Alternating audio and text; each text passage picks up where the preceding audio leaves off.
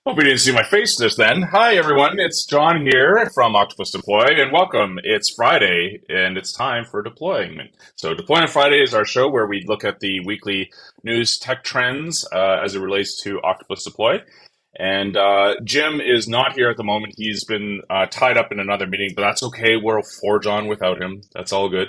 And we are going to be talking about a whole bunch of things today. We have some great news relative to Octopus, and I'm really excited to be sharing those information with you. So, without any further ado, we'll move over to our share screen technology. There we go. So, octopus.com, your homepage slash bookmark. We have a new release. 2023.3 is out. Da, da, da, da. Congratulations to the team. We've got a lot of great features in here. I'd like to kind of summarize some of the things that are new in Octopus 2023.3. We put out the tweets and the social media and all that stuff out earlier today. So let's go through the list. So improved container deployments with support for OCI Helm registries. This is really important, especially when configuring Kubernetes. Helm is a really good way of being able to provision Kubernetes instances, clusters, for example, through charts, and being able to pull those down via OCI registries turns out to be a pretty important thing. So now you can add OCI registries as an external feed for your library and select this chart to deploy to your upgrade a Helm chart step. This was something that we added a few months back, the ability to do a variety of things with Helm, including our own Helm chart for Octopus. And so now we can do container deployments with support for OCI Helm registries, which is awesome.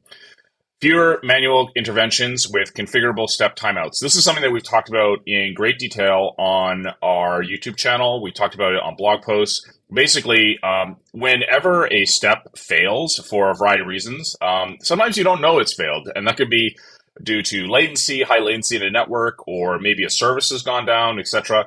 And so oftentimes you want to set out a time limit on how long you want to give a step to run.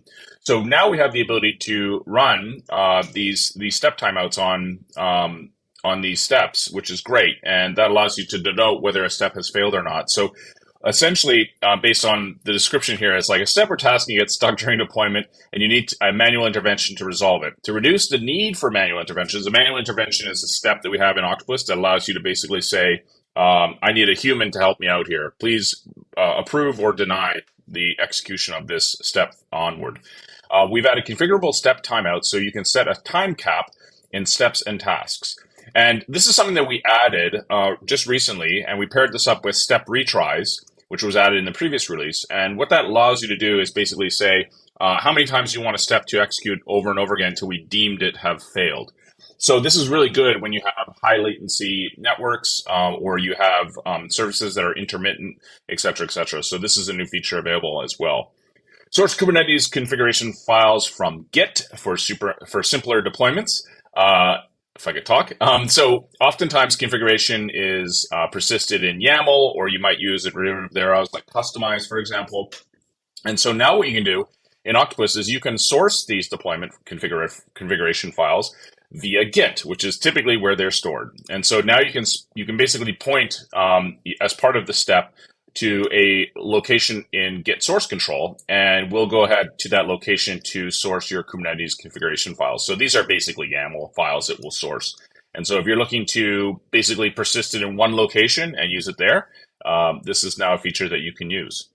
More control over audit logs with adjustable retention. So 2023.3 brings a faster and more responsive audit log experience. You can now configure audit log retention limits measured in days to optimize the experience and make it faster to work with audit log data. So we have a lot of customers who have a lot of audit logs, and so we want to make sure that we can basically curtail that a little bit. The retention limits themselves, I believe by default is like 90 days, 30 days, somewhere around that area, and so you can now utilize those far more effectively going forward. You'll see a 90-day retention policy with older files available for download. Easier management of tenants at scale with bulk actions. This is something that Ian, who's a PM on the team, has talked about in detail. So basically now with tenants, you can manage them on bulk. So you can say, I want to add these tenants to this project, for example. And so that's a new feature we've added. And this is something that a lot of customers have wanted for a while, because oftentimes you'll find that when you deal with a lot of projects and a lot of tenants at once, having to go back and forth, or script that individually can be a bit a challenge. There are a lot of ways in which you can do this. Our API is available for you to use. You can also use facilities like Terraform, for example. But being able to do this through the UI turns out to be a pretty big deal. And so we've added that now to 2023.3. So 2023.3 is now available. We shipped this earlier this week, and we've just started talking about it, which is awesome. So big news there. I'm really happy to see that out. And so hopefully you'll be able to use that going forward. We also have some new videos that have been pushed to our YouTube channel. So if you haven't subscribed, please feel free to do so. It's at Octopus Deploy is our channel. And just earlier today, we had Bob Walker, who's our field CTO at Octopus, talk to us about rollback strategies with Octopus Deploy. So rollbacks are interesting. When a deployment fails, what do you do? Do you give it a time limit? Do you set for automated rollbacks, etc.? These and other sort of strategies Bob goes through in great detail about. And so we recently published this video, so feel free to check that out. Definitely one worth considering when thinking about your planning around failures for rollbacks. They do happen from time to time, so there you go. Moving right along, we've had a number of blog posts that have been written recently. So Andy, Steve, and Bob have recently written blog posts. So starting with Andy's, how global tenanted deployments would look without automation. This is an interesting sort of take on how tenanted deployments would maybe manifest themselves without automation. And so the whole point of this sort of exercise is basically a mental exercise to look at why automation matters around tenants and how challenging it can be without support for tenants. And this is kind of making the case for tenanted deployments with Octopus. And so Andy lays out a couple of scenarios here. So travel to each location regularly. So you have to basically, hopefully you like flying. You'd have to tour all 3 regions to help your customers keep their software updated. If you're not going to do it automated, you're going to have to go with a USB stick in hand and travel around. Trust someone else to do it. Carrier pigeon that USB stick to someone, or mail it by snail mail to someone. You can certainly do that. Remote installation, always a challenge. Obviously, being able to connect to a remote location or remote machine can be a problem. But then obviously it poses a question. Well, what about scripts? Well, sure, scripts can work, but they are just an automation of a typically manual process. So having to go in and out and run these scripts across various machines can be a challenge. So the whole point of this is basically to promote the idea of tenanted deployments. And so Andy talks about that in his blog post. Another blog post that was written was by Steve Fenton, entitled Paved versus Golden Paths in Platform Engineering. Platform engineering is something that we're paying a lot of attention to, and certainly it definitely speaks to a lot of us at Octopus. We're big fans of it. And so what Steve's talking about here is the fact that, you have certain roads you can walk down when pursuing a software engineering practice. And the whole idea is that you want to pursue a golden path, which is getting you to your endpoint as fast and as easy as possible. And so the whole notion here of paved paths and golden paths in software engineering turns out to be a pretty important one. And so if you're wanting to read more about this, you can check out Steve's post. And then finally, we've got Bob talking about the benefits of isolated tenanted infrastructure. I believe I talked about this in the last Deploy on Friday, but basically making the case for tenanted deployments as well. So definitely something to put on your reading list, and feel free to subscribe at a further date if you so feel inclined. So lots of posts there. We also have a boatload of webinars coming. So earlier today, we had Bob and myself deliver a couple of webinars. So Bob, as I mentioned, did rollback strategies. I did a 101 seminar or webinar, a very high-level overview of Octopus Deploy. We'll be posting that to YouTube shortly. But we have some other ones as well, which we've recently announced. So Ships and Ian will be talking about new features that we have in Octopus Deploy for doing tenanted deployments at scale. Kit will be talking about continuous deployment configuration for Kubernetes clusters in Octopus Deploy. I'll be running the community town hall. And then we have some other ones coming up as well. So we've got deployments to Kubernetes at scale, part 1 and part 2.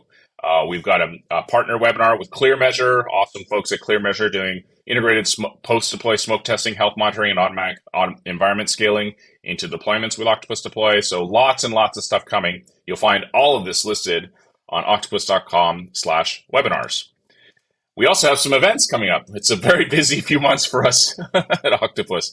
So slash events is where you'll find us physically. So we're going first to the DevOps Enterprise Summit, and then later on we'll have a partner event with Solidify in Sweden. If you're for those folks in Sweden, feel free to check us out in Stockholm. We'll be doing an event there. We then have a few events which are interesting. We have Multi-Tenancy Con. Bob will be speaking at this event.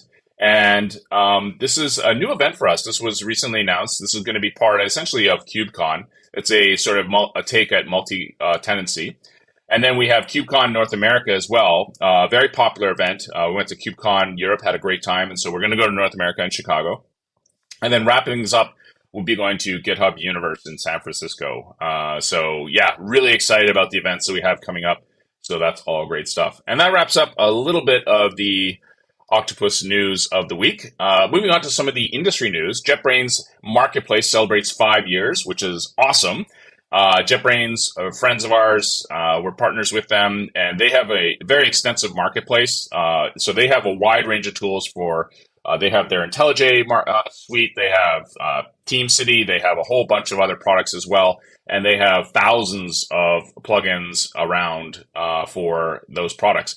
So we are the number one integration for TeamCity, by the way. No, just a little bit of bragging there, but 5 years of JetBrains Marketplace action, which is great. Congratulations to them.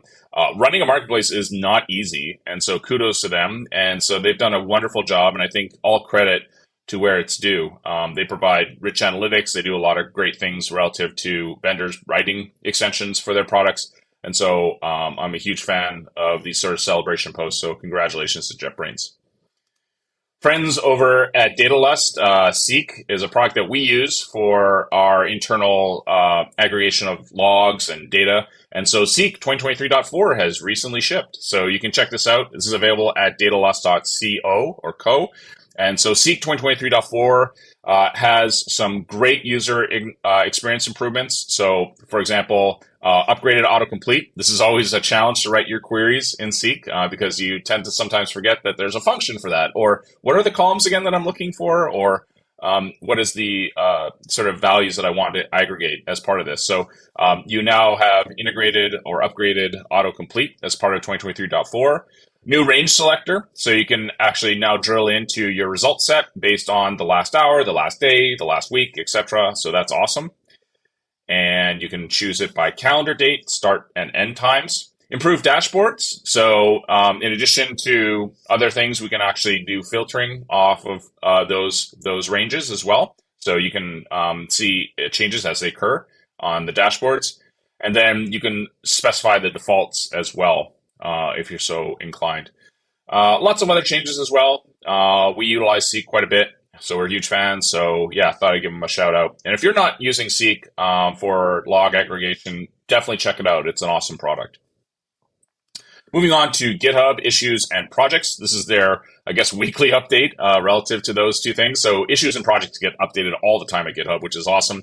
So some changes that they've recently added, in case you weren't aware, project template updates. So project templates is great because it allows you to templatize basically your projects for organizations. And so when you're laying these things out, I know a lot of people do this for issues, for example, new bugs, new whatever, you'll lay out a template for that. Now you can do the same for project templates. And there's changes that they've added. You can now specify you can now copy a template or you can mark a template as the default, for example. You can also do this through the CLI, which is also awesome. So the CLI, which is GH, this is available at /CLI or cli.github.com.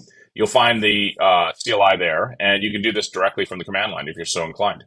Sticky group headers is nice, especially when you're iterating through your project. So just to show you an example here, this is kind of like a pinned row in Excel or Google Sheets. You can see here as you scroll around, those values are now pinned, which is awesome. That's a nice little improvement there that I like. Updated columns for single select fields. This is useful, obviously, when assigning those to issues. And then speaking of issues, create issues in board repository groups. So if you're wanting to do a new issue, and you're grouped by repository, you can now add those. That's a nice little shorthand feature that you can add. updates to historical charts, and various bug fixes and improvements. So these and other features are really giving others competition around GitHub issues and projects that run for its money, which is great. I think it's fantastic, and I'm a huge fan of GitHub and especially their issue support. And I look forward to some of the new changes that are coming down. This is an article that I read earlier. Semver violations are common. Better tooling is the answer. I wholeheartedly agree with this. So Semver, for those who don't know, is basically a versioning policy, more of like a syntax sort of description of how you version various updates. So it's typically denoted by major, minor, patch, or build, if, for example, dash build. And so it's a numerical format that you can use to denote versions, and there are semantics associated with Semver. So a breaking change is a major version update, and you have minor updates and patches examples throughout the various literature. And the argument made in this blog post is basically like, Semver gets broken all the time, especially when shipping software. And so one of the things that you can do is certainly combat that with better tooling. And, just in time, Jim has decided to grace us with his presence. Hi, Jim. Hey, how you doing? So sorry. How rude. Good. Late to your That's own okay. podcast. We've gone through all the updates. Nothing to worry about. We'll just keep going, Kidding. Yeah. How was your meeting? Was it all right? Yeah, it was good. It was good. Just one I couldn't leave early, unfortunately. Right. But yeah, I'll have to catch up on the recording. All right. Firefighting is an excuse. All right. Firefighting is a good excuse. We'll jump back to, I just talked about the 2023.3 release. So I went through the laundry list of features. Let me bring it up. Was there anything in here that was on your radar? I mentioned each one of these in detail, but was there anything in here that you felt was of particular attention? So I talked a little bit about how, OCI Helm registry support, step timeouts, Kubernetes configuration files built in through Git, more control over audit logs, adjustable retention, and then easier management of tenants at scale. We've talked about a lot of these over the past few weeks. So I was just wondering if there was anything that you thought was worth highlighting. I think the easy management of tenants at scale is something that a lot of people are going to get a value out of, and I think is also 100% sort of the first step on a bit of a journey that we're on. That's going to make a lot of these larger operations a bit more usable. I know the team have got some really interesting things around working with larger deployments and larger numbers of running deployments and stuff like that. That I'm not sure where exactly that is on our roadmap, but I think people are going to be really happy to see that kind of work coming through. Love it. I love it. I'm just seeing if I can pull up a quick example here showcasing some of the capability. I know we've written a number of projects or published a bunch of demos about this, but just to kind of show in a quick example, this is off our samples instance. So you can see we've got our tags here that have now been collapsed into one. You can see we have that built in. And we can, I believe, if we take a look at an individual tenant, this may not have the new capability. No, it doesn't yet. So we don't have the multi to multi version in this instance of cloud, but it is there for you to use if you're so inclined. So the idea is you can select a variety of tenants and bind them to particular projects based on things like tags, etc. Yeah, and then we've got more improvements on that coming soon, I think, with the connecting tenants to multiple projects. It sort of is the continuation of this story. And then, even things like reprioritizing the task queue and working with large numbers of tasks in the task queue. I think it all that's right. Yeah. It all sort of adds up to this story of being able to really manage deployments at scale through the UI.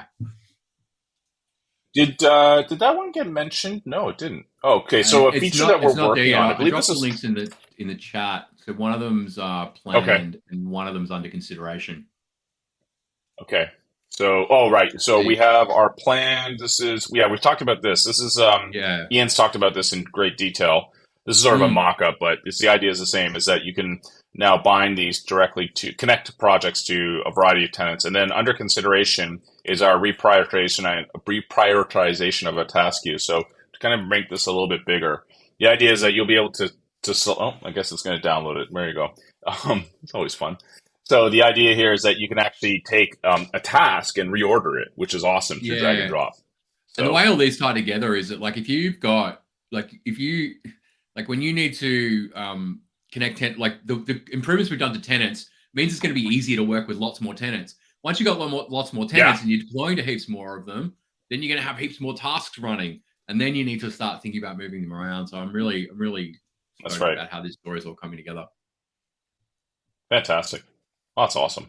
I like it when software gets better. That's great. Mm. Yeah, just to remind folks, roadmap.octopus.com definitely should be a bookmark, if not your homepage. Sorry, I keep making that joke, but that's the way it is. Anyways, this was an article I was talking about just as you joined. This was talking about SEMVer violations are common, but better tooling is the answer. So SEMVer, as we know, is it's something that we use. We kind of use a bastardized for we use Calver and SEMVer. We use Calver for product announcements. We use SEMVer for releases. So SEMVer is this major minor patch denomination for versions. This article is written in the context of Rust, so they talk about how crates, etc., which is like packages in Rust. But the idea is the same way, which is I've seen this violated all the time. People ship updates that include breaking changes and they haven't bumped the major version. It's like, what are you doing? Everything's broken. So better tooling is the answer is obviously something that I think is important. And the failure is not on humans. This is correct. Like humans can't detect every change that's going to be breaking. They should know better. They may misrepresent the version intentionally, but tooling should tell you, hey, something broke here or something will break here, and you should be aware of it. And so they go through a bunch of examples of how this can be done and how to protect against it. And I think tooling is the answer. So good blog post there to read. Bun 1.0 is here. Bun is a very highly touted. This is this is the video announcement of the runtime. This is the JavaScript runtime. This is completely npm compatible. Kind of a replacement. If you're looking at Node or Deno, this is a good replacement for it. And so they haven't officially announced Bun in a blog post, but they've been talking about it on a blog in this video here. So Bun 1.0, this is the video announcement for it, which is fantastic. I'm a huge fan of things like this. So yeah, definitely worth checking out. I'm sure that the website will be updated with the blog post. But yeah, definitely something worth checking out. I don't know if there's any other. Oh, they've just got the one video. Is that right? Yeah, they just got the one video. There you go. And so if you're all curious, you can check it out at bun.sh. It's almost here, as you can see. Check back on Friday, so tomorrow. So yeah, they'll talk about it. They just point directly to the YouTube video. But yeah, so if you're looking for a JavaScript runtime environment and framework for your JavaScript and TypeScript projects, Bun gives you some highly touted features. Talks a lot about things like examples here, like server-side React, WebSocket support, SQLite integration. This is loading a huge table, for example. So it's a runtime environment for JavaScript, completely npm compatible, supports node modules as an example, other types of scenarios, etc. So, and it's highly coveted for its performance and good security, etc., etc. So, yeah, definitely worth checking out. So, congratulations to the Bun development team. Huge kudos to them. Getting to 1.0 is certainly a good feat. I mixed your chocolate with your peanut butter, Jim. Sorry, Python in Excel. So Well, I know you were waiting for this. So the best of both worlds for data analysis and visualization. So Python and Excel, I never thought I would say these in the same sentence, but there you go. So this is a blog post that was written by Stefan over at the Microsoft Tech Community blog, and it talks a little bit about how they've integrated a public preview of Python and Excel. So you can now leverage the data and analytical capabilities of Python inside of your favorite spreadsheet. I can't imagine a more boring conversation piece, but there you go. But yeah, so if you're wanting to do complex data analysis and you're entitled to, or sorry, you feel inclined to use Python, this is definitely a peanut butter and chocolate scenario. Some might argue it might be nuts and gum, but there you go. So yeah, you can certainly combine the two and do some nice visualizations. And when I saw this, I started thinking about things like PyTorch and modeling and things like that. So I think it's an interesting scenario. These two definitely should work well with each other. I mean, you think about Python, I think about scenarios around modeling, data analysis. I think about Juniper notebooks, things like that. So makes sense. I think this is cool. I mean, it's not Yeah, I thought you'd find that anything's a interesting. step up on VBA, right? That's right. Anything's better than that. This is a blog post I saw from the folks over at Stack Overflow. You can't spell Zapier without API. I like this a lot. So for those who don't know, we use Zapier internally at Octopus. We also use Workato. Both are great workhorse sort of solutions for workflow execution. And if you're looking for a leg up on how to get better at your job without doing a lot of heavy lifting, use a workflow tool like Zapier or Workato, or if you're doing anything around DevOps, Opsera, which we support as well.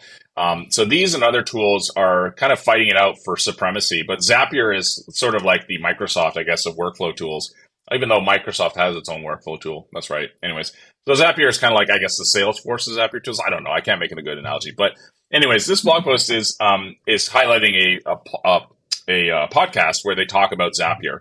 And the reason why I like this a lot is because it's slowly getting street cred, especially with practitioners and developers. So oftentimes tools like Zapier get kind of, low code solutions are kind of poo-pooed by developers because they're seen as like, no, I can code this thing.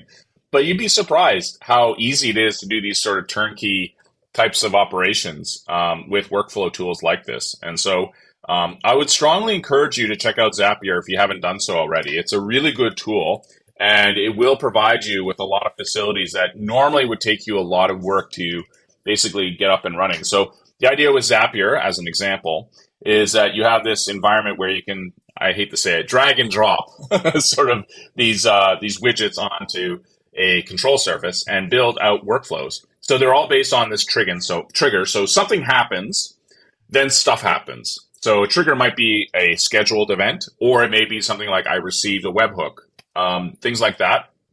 And then the actions, the amount of actions that are available to you, it kind of sounds like Octopus is huge. There's any number of use cases that you can target, but the reason why I like it a lot is because, especially for sort of those menial tasks that you would have to run around marketing or around emails, et cetera, turns out to be really important.